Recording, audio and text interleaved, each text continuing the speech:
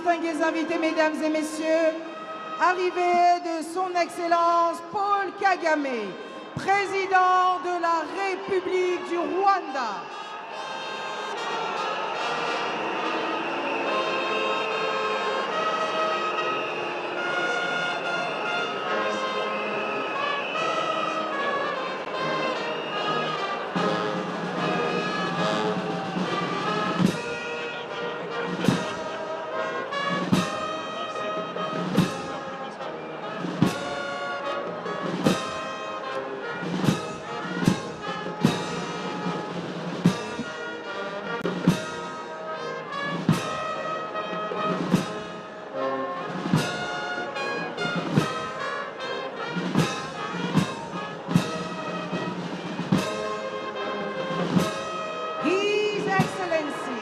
President Paul Kagame, President of the Republic of Rwanda.